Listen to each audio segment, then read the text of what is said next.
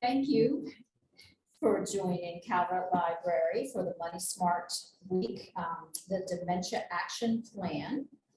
I'm pleased to introduce Ralph Hastings-Spaine, who is from Simplified Wealth Builders, who's going to help us navigate financial ways to help when dealing with dementia.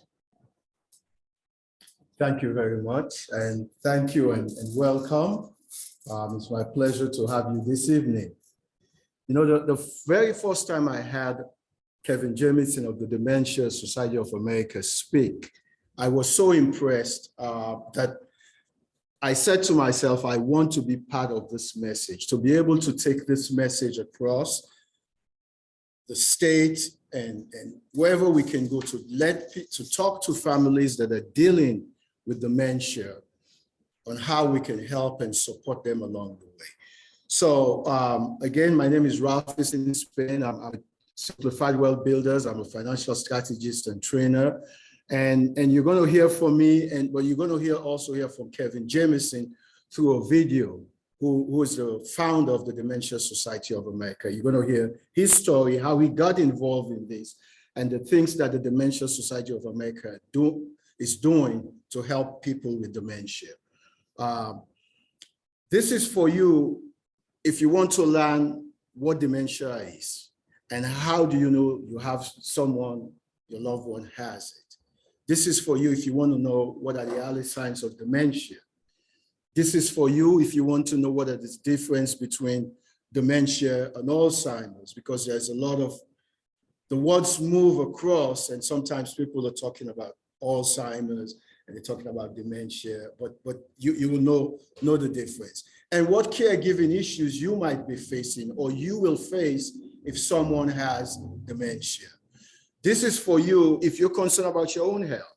You know, you're worried because maybe you have a family history and you're thinking, what are the things that I need to do now? Or you might have an experience with a parent's health, or, you know, and you saw the financial stress that it caused. And you're concerned about if you want going to pay for dementia, how is it going to affect your finance? You don't want it to drain your finance, because we know dementia is a diagnosis that, you know, some diagnosis a year or two, somebody can pass, but dementia, somebody can be in dementia for 10, 15 years, and the cost adds up. If you're concerned about the volatility of the market and the safety of your money, and you're also interested in finding out how you can get additional 20% bonus on your money to pay for long-term care. Some of the things you're going to discover, and one of the things that we mentioned, which we say is more dangerous than what is happening right now, is something a lot of people don't talk about. And I'll talk about that later. That's just a tease for that. You're going to discover how to combat the rising cost of care and how to protect your assets, how to access government and veterans benefits to pay for dementia care, and also secret tax incentive that the government created as far back as 2010 to help people pay for dementia or long-term care that some advisors don't know. And then if you're interested, I'll tell you how you can get an hour of free consultation with me so I can talk to you and help you strategize for that. So if you can turn off your cell phone and pay attention and take notes, what I would recommend you do, inside of your folder, you would see a booklet, and you can turn to page 3 of that, so you can start using it to make notes. And if you have any questions, please hold them till the end of the workshop, and I'll answer the questions to the best of my ability. What is our agenda for today?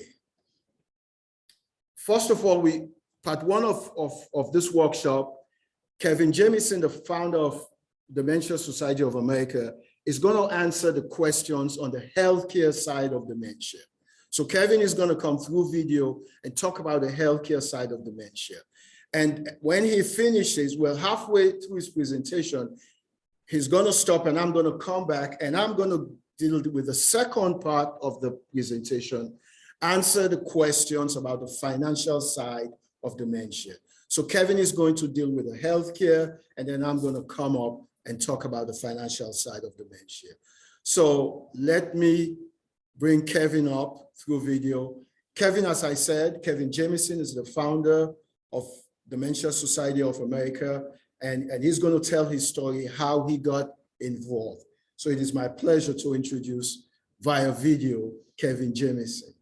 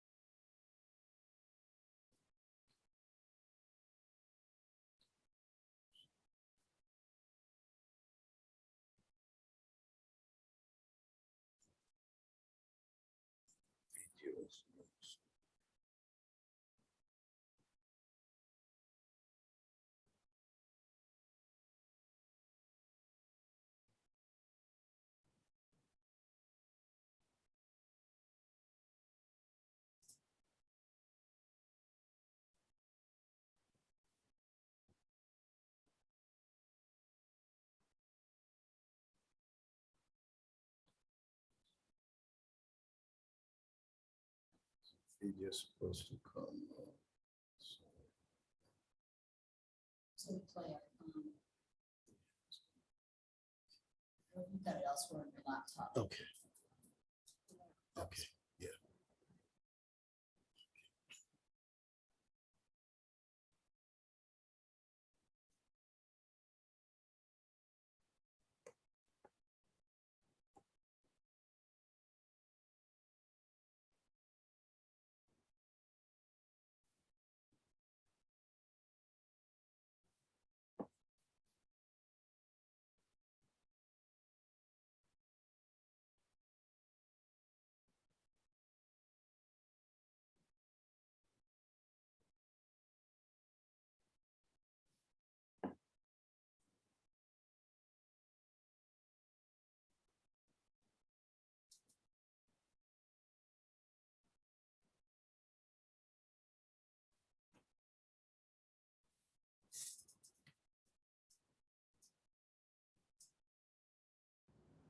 Welcome. Thanks for being here. My name is Kevin Jameson, and I'm with the Dementia Society of America.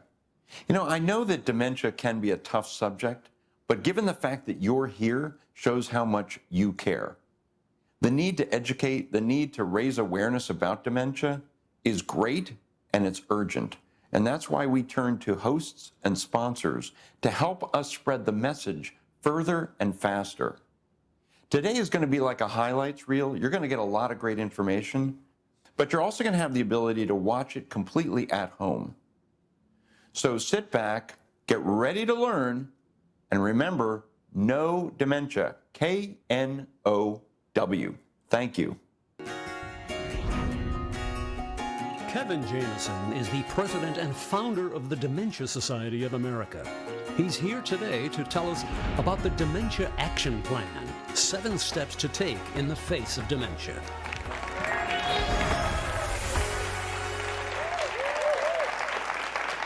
Thank you, thank you, thank you. It's great to be here. It's a great crowd. I know you've come out to learn something today, and we are going to learn something. You know, we're going to be talking about the Dementia Action Plan, 7 steps to take in the face of dementia. So that's what we're here for today.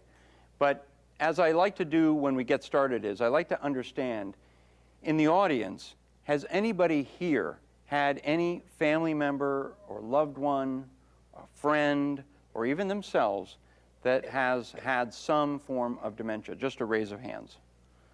Yeah, almost 90%. So today, that's not uncommon. It's a big issue. And when you're faced with that, you don't always know what to do. You're, quite frankly, drinking from a fire hose. You're in the crucible of the moment. It's difficult. So I wanted to tell you about why I'm standing here today in front of you. And it's a story that goes back a number of years. So for me, it all began when my wife and I were having marital difficulties. And quite frankly, you know, it was troublesome. I actually, in fact, wanted to divorce her. I was in a position where I was packing stuff up, and I had a rental unit, and I was going to be moving out. But one night, we went out to dinner, an Indian restaurant, and we entered the restaurant, a place we'd been to before. I knew the hostess by name, and when we went in there, I said that to her. I said her name, you know. We sat down, and Ginny said to me, "How do you know her?" I said, "Well, last time we were here, I remembered her name. We talked. I mean, we sat over there." She goes, "I've never been here before." I said, "Wait a minute, time out. We were here last month. Yeah, we sat right there. I can almost tell you what we ate." She goes, "I've never been here before. You must have been here with another woman." And to me, that was a sign. That was, at that very moment, I understood that it wasn't just marital difficulties. There was something else going on, and I needed to get to the bottom of it. And so one thing led to another, and I couldn't connect the dots looking backwards. At that time, I just wasn't able to do it. But I started the process. I started to think about what I had observed in her, kind of her mood and behavior changes. And I started to write things down, and ultimately I got in front of our family doctor, our primary care physician, and they didn't really see what was going on. It was the typical, who's the president of the United States? Where are you? Count backwards from 100 by 9. And it just didn't come up in that visit or those visits. And yet I wrote to the doctor ultimately after those visits saying, no, there's an issue. We need to go further with this. And so ultimately, that primary care physician gave us a referral. We got to a psychiatrist. We ultimately got to a neurologist, and we ultimately got to a memory clinic, so to speak. But in that process, I was, like many people, I was in the crucible, right? I was drinking from the fire hose. I didn't know which way was up. I was over my head. And that's what a lot of people experience today when it comes to dementia and dementia care. But I started to connect dots. And now, looking back, I see several things, right? The first was that in 2001, Ginny was driving a car. It wasn't her car, it was somebody else's car that she was driving for work. And as she pulled up to a stop sign, there were 2 bottles that clinked together in the back of the car. And that noise, she turned, took her foot off the brake, and rolled through the stop sign. Smacked in the head. Well, I was in Washington, D.C. I got called back, and she had glass in the face, a lot of plastic surgery required. But in the end, she had a concussion. She had all of that going on, but it was kind of back to normal. We just kind of got back to work. She had a broken arm, that had to heal. But in the end, it was keep moving. Well, then she had back surgery. So she had spinal stenosis. And she underwent 6 hours of surgery to fix that. So lots of anesthesia, which, looking back, there's some potential associated risk. We don't know all the science yet, but there's something going on there. But as she recovered from the back surgery, we were sitting at the table in our kitchen, and she was from New York, I'm from New York originally, and we were sitting there watching, some morning show when they interrupted it with the planes hitting the World Trade Center. And we knew that our friend was in there. And that stress, we lived through all of the stress of going to the site and doing all the things that happened around that. But there was one more thing. Because she was a little bit older than me, she was having hormone replacement therapy. And at the time, they thought that hormone replacement therapy would be protective with regards to dementia. But then they did some additional work on it, and they found that, well, maybe not so much. So she was taken off the hormone replacement therapy. But all of this happened around the same time. So it's hard to point a finger at one individual cause. But between a concussion, basically traumatic brain injury, the surgery, the stress of losing somebody on 9/11, and then ultimately kind of this thing going on with her hormones, it just came together. And it was like, wow, this could have been what caused her dementia. I just won't ever know. But what I do know is that it led to a 12, almost 13-year trajectory of care before she passed away in hospice. And it was through that process, again, we're living kind of in the crucible, in the moment, trying to figure things out, where I learned so much about what dementia is and isn't that I wanted to share it. And that's what I'm going to do today. I'm going to share that with you. Does that sound like a plan? Great.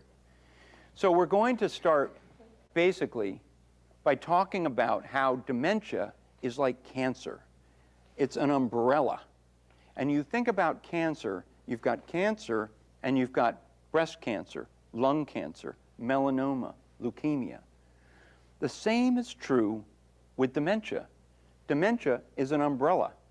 You have Alzheimer's and Lewy body and vascular and frontal temporal and so on. And we're going to look at those today. But what's really important to know is that dementia is not a disease. Did you know that? Dementia is not a disease. It is the expression of a disease or diseases. So the idea is with dementia, when somebody says, I want to cure dementia, I say, which one? So dementia, to kind of have a diagnosis of dementia, regardless of the cause of the dementia, are twofold. One is you have to lose 2 activities of daily living. The ability that you cannot do 2 activities of daily living: dressing, eating, bathing, toileting, etc. Lose 2 of those, and that's one part of it. The second part of a dementia diagnosis is that it's progressive, that it goes on and gets worse and worse and worse. So you have to have those 2 things together, and most of the dementias cause that to happen. Dementia is a fatal condition because at the end of the day, it is what shuts our body down, because our brain is so important to the operation of our body. When it is affected, when the brain tissue is so significantly damaged from some form of dementia, our bodies do shut down. Let's take a look at the umbrella. So most of you will be familiar with the first one, Alzheimer's disease. Yes? Where and how would you know this? Well, there was somebody very famous that got diagnosed with Alzheimer's. President Ronald Reagan, exactly. Really took it up a notch in terms of awareness in our community, in the United States and around the world. So Alzheimer was actually a scientist. He was a researcher back in the early 1900s, Alois Alzheimer. And he was looking at a young woman, relatively young, late 40s, 50s, and she had cognitive difficulties. Ultimately, when she died, and they did an autopsy of her brain, he saw 2 things which became the hallmark of Alzheimer's disease: plaque and tangles. So let's talk about what that is. Plaque is amyloid buildup. It's a sticky residue type substance that really gets in the way of having the neurons communicate one to another. Everybody has amyloid in their brains, but some have more than others. The second were neurofibrillary tangles caused by a misfolded protein called tau. And what that did was that killed nerve cells and created a tangled kind of mess in the brain cell. They call it like tangles, and they call it plaque, so plaque and tangles. What's really interesting about this is that the nature of Alzheimer's is changing. And I say that because Alzheimer's disease is thought to be a very large percentage of dementia in general. And some people mistakenly equate dementia and Alzheimer's. But it's dementia and then there's the Alzheimer's type. And here's the issue. So there are a lot of drug trials that have been failing. Have you heard about them? Billions of dollars spent. It's unfortunate. But what they have found in doing additional research is that a lot of people coming into the trials did not actually have Alzheimer's. And they know this now with a new PET scan that's out there. And so they can actually measure the amount of amyloid somebody has. And if it doesn't meet the threshold for Alzheimer's, then they don't have Alzheimer's disease. So now they're able to scan people before they go into these clinical trials. And what they're finding is that about 35% of people that are scanned that have an Alzheimer's diagnosis actually don't have Alzheimer's. They still may have dementia, but it's another cause of dementia. Make sense? Okay. So Alzheimer's is changing, but it's still a significant part of the community that we obviously care about. Vascular dementia. Vascular dementia has to do with blood flow. In fact, what's good for the heart is good for the brain health too. The issue with vascular dementia is that it usually is associated with a type of stroke. So you know that there are hemorrhages where the blood flows out, and you know that there are blockages where the blood doesn't flow out to the end of the capillaries. So when it's in the brain, when blood can't make it all the way to the brain tissue, that brain tissue dies.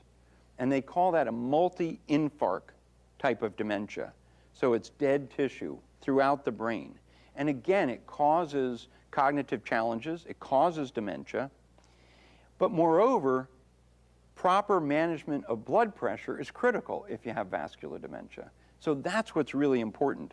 So people can actually fluctuate a little bit in their cognitive abilities and even in their mood and their behavior when their blood pressure is regulated and managed. Does that make sense? Lewy body.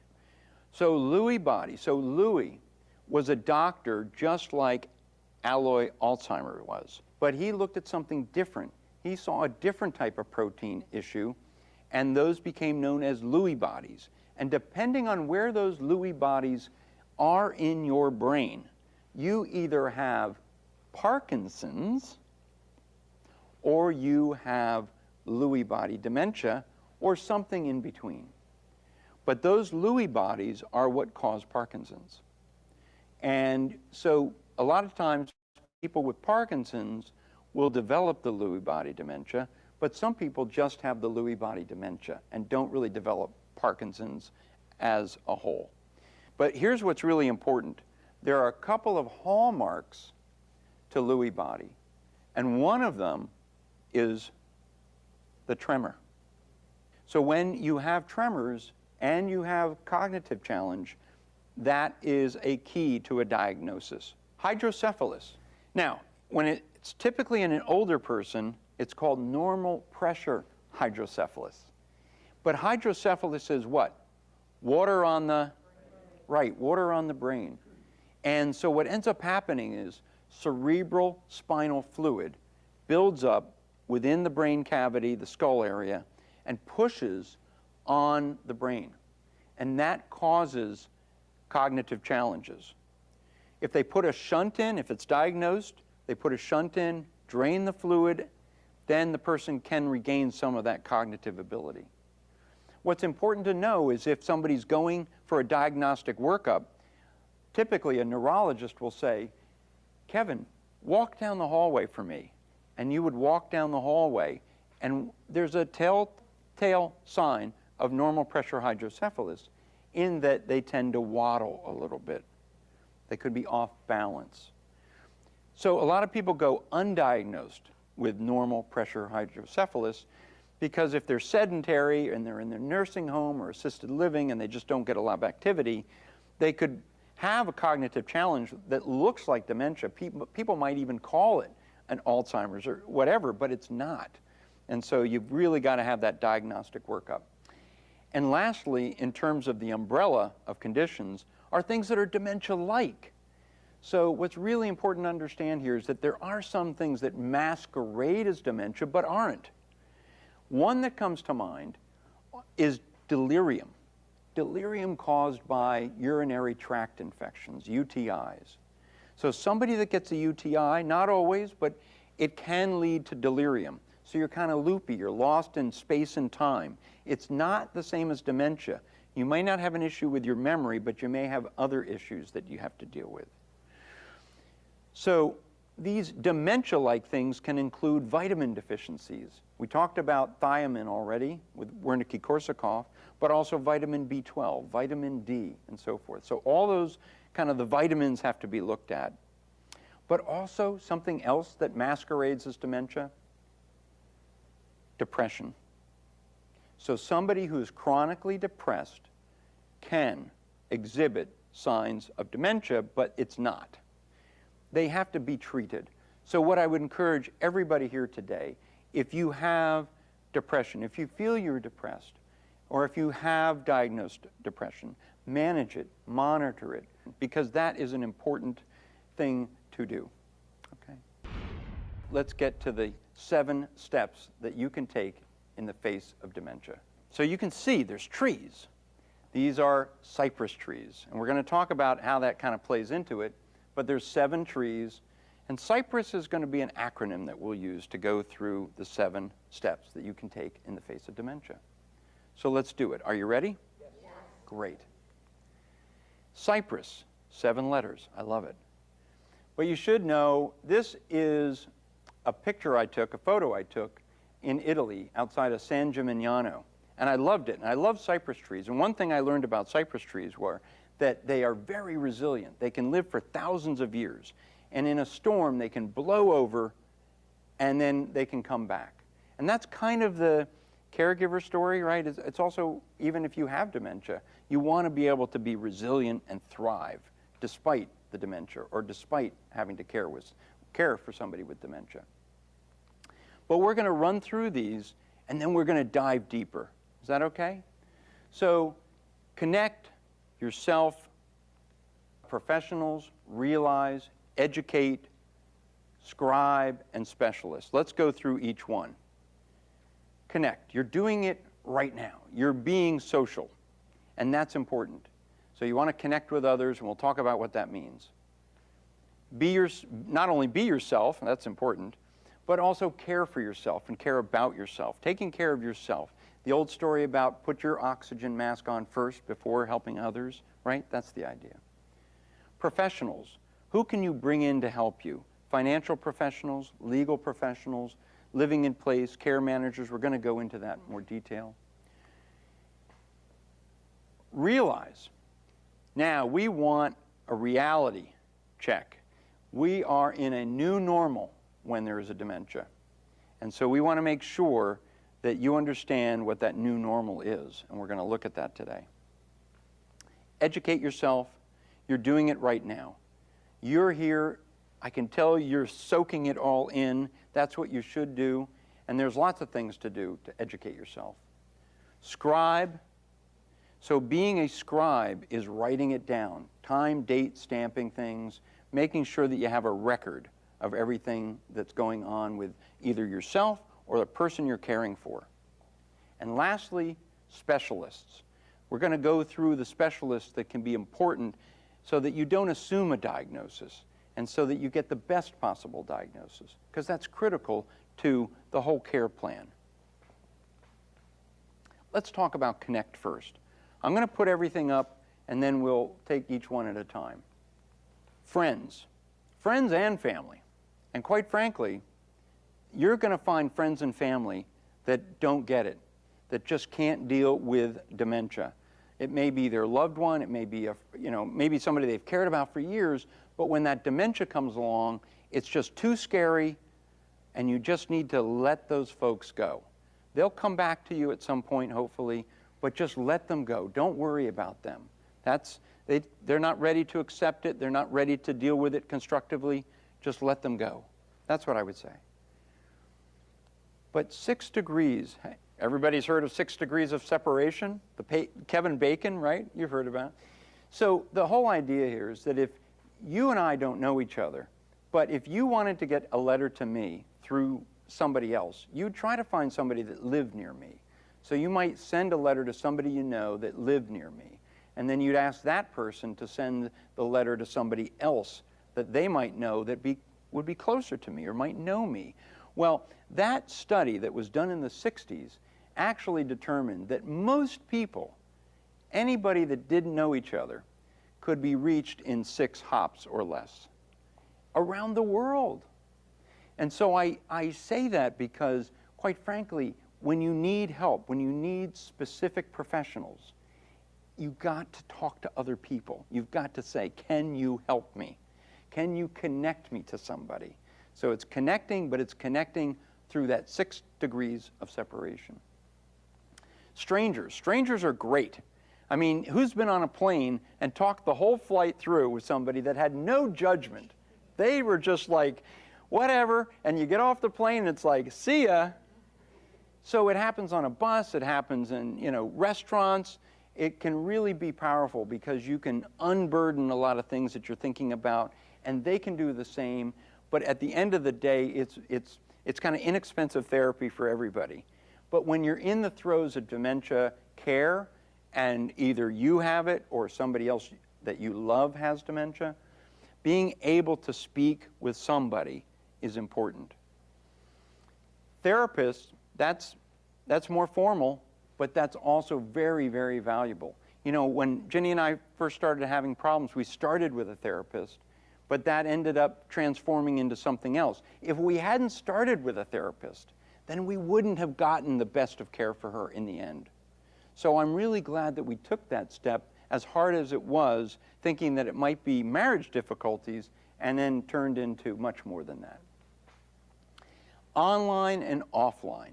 So online, the internet's a big place. You can get lots of information on the internet. Not all of it's true, not all of it's vetted, but you have organizations such as ours, the Dementia Society.org, but there are other organizations that you can go to, all good. And in addition to that, there are government sites, there are university sites, there are medical center sites, and this is where you get the best vetted information. Not necessarily the ones that are advertising, cognitive pills that are going to help you, but this is really looking at solid science and solid caregiving tips. So online, definitely. Offline, that can be more of a support group. So maybe you get together for breakfast with others, but a support group can be really, really important. Some people benefit with support groups, other people don't, but either way, it's good to try it. If you've never done a support group, at least try it. It may be very, very helpful. Professionals. So professionals, there are a lot of professionals that really can play a positive role when you're caring for somebody with dementia. Let's go through some of them, and I'll come back. Care planners, live-in place, legal and financial. Let's focus on care planners. They have a couple different names for them. Geriatric care manager is one name. Life care manager, probably trademarked, is another. But these people are typically nurses, or they're qualified or licensed or degreed in such a way that they know a lot about the medical system, they know a lot about elder care, and they can put together a care plan with you and the person with dementia, the doctors, a care facility, everybody who's involved. So that care plan serves as kind of a roadmap for how you're going to care for that person. And they can act as an advocate. That's what's really important, being an advocate for the person with dementia, because they can't always speak for themselves. And sometimes you need somebody that knows the system, and that's good to have a care planner when you're doing that. Live in place. Used to be called aging in place. So there were age in place contractors. Now it's live in place. Why? Because we want to live. We want to have fun. We want to live in our homes for as long as we can. It's not always possible, but what can we do? You bring somebody in to take a look at the home or the apartment or wherever that person's living, to do things like removing the throw rugs, taking handles and making them levers instead of knobs, removing other types of risks, putting up hand railings, etc. So living in place, having a contractor come in and look at that, making sure that somebody can't scald themselves, right? In the bathtub or in the shower.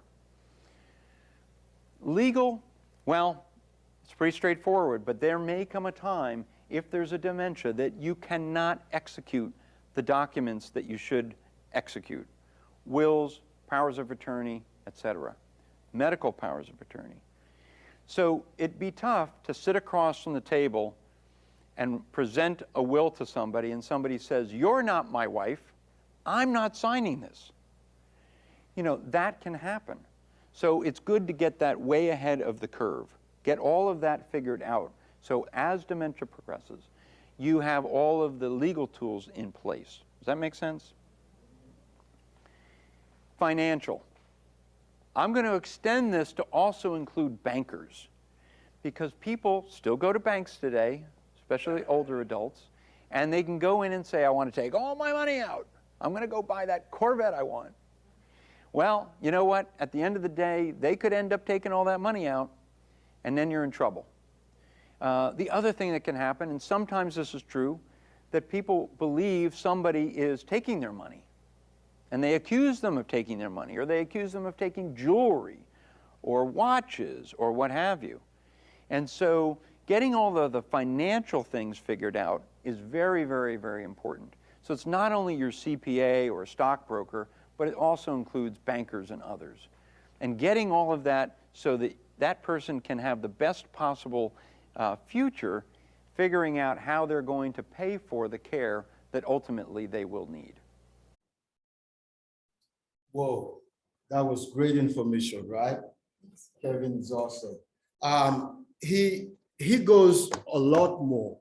So what you have in your folder, you can watch his whole full presentation at the dementiaactionplan.org, or you can scan this QR code and you can have access to it.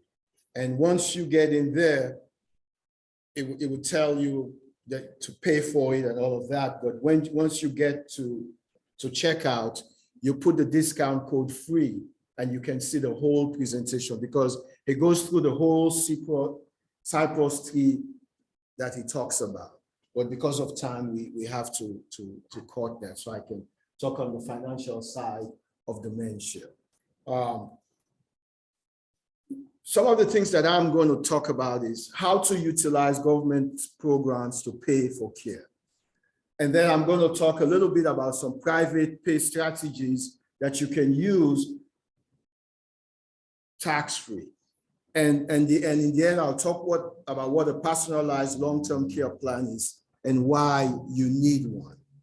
So let's look at this. Imagine you can wave a magic wand and know that if you need long-term care, that you can have unlimited benefit that you cannot outlive. Imagine that you can stay at home, right? And you can select who your caregiver is instead of somebody else doing it for you. Or you can utilize assets that you have, like an IRA, to provide money that you can use for long-term care, eliminate some of the taxes, unnecessary taxes that might be involved, and even possibly get a bonus on that money. And make sure also that you receive all the tax-free and government benefits that you're legally entitled to. So you don't have to wave the wand, because I'm here. So I'm going to tell you some of the things you need to do. I'm passionate about this because I have seen firsthand the devastation of not planning ahead for long-term care and how it could impact families, sometimes even for generations, because if assets are used, you cannot transfer it, inheritance, and that all of that is affected. And there is no good reason for that to happen. Even if your loved one already has dementia, there are things you can do financially, and I'm going to talk about that. There are simple solutions that you can take advantage of. And in the end, as I said, I'm going to show you some of those things. So let's start with the government side of it. Medicare and Medicaid. You know, there's a lot of confusion about them, right? Because they sound so similar.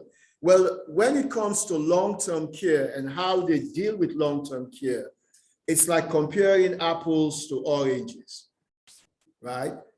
Because if you look at Medicare, Medicare was introduced in 1965. It was designed for you to get better. Basically, you get sick, you're in a hospital, say you fall, you break a hip, and you're in a hospital, and you're discharged. They discharge you into a nursing home or rehabilitation facility for you to get better, and then you go home. It was not designed for you to be there for long-term care, right? So the diseases that we're talking about, Parkinson's, Alzheimer's, and the other forms of dementia, cannot be paid by Medicare. So when somebody says to me, Ralph, does Medicare pay for extended long-term care? The answer is no. Medicare doesn't pay for extended long-term care. Medicare pays primarily for skilled care, for rehabilitative short-term. The maximum you can get is 100 days in a skilled facility. And there's some limited home care, but it has to be authorized by a physician, and the people that come to deliver those services are other professionals, registered nurses, physical therapists, or occupational therapists. So Medicare does not pay for long-term care. On the other side, when someone asks me about Medicaid, does Medicaid pay for long-term care? The answer is maybe. It's maybe. Because for most Medicaid programs, you have to be in a nursing home. A lot of states now have waiver programs that you can qualify for and apply for if you want to be at home. But the bulk of the treatment has to be in a nursing home, and most probably in a Medicaid licensed facility. And if you're in your nursing home, you don't have the privilege of having a private room. It has to be a semi-private room. You'll have somebody next to you. And hopefully there's a Medicare bed at that hospital. So for Medicaid, it's maybe, and I'm going to come with an example later on to show you some of the things that we can use, how you can think about Medicaid and use it. If you're a veteran, the administration has a program, the aid and attendance pension benefit for veterans. So if you're a veteran, you qualify. A spouse of a veteran, a widow of a veteran can qualify for that.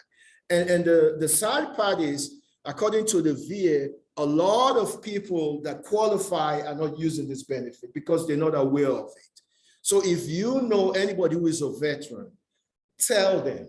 They might get some money from the veteran in up to about $29,000 a year. That's almost $2,000 a month that you can get tax-free to help. So if you're a veteran, you can see this list. You and your spouse, about $29,000 a year. If you're a single veteran, $24,000. If you're married, two veterans that are married, $39,000. If you're a widow, $15,000. And you can get all of that money tax-free. And how do you qualify? Right? You have to have been honorably discharged, and you have to participate in what are called declared state of wars, in any of these wars. If you were ever involved in any of these and you were honorably discharged, you can qualify to get those benefits. And I'll talk about that. So let's look at outside of the government benefit, what are available on the private side? Because for most people, they have to develop private strategies to pay for long-term care, right? So one of the things we'll look at is the Pension Protection Act. The Pension Protection Act of 2006, but the area that dealt with long-term care came into effect in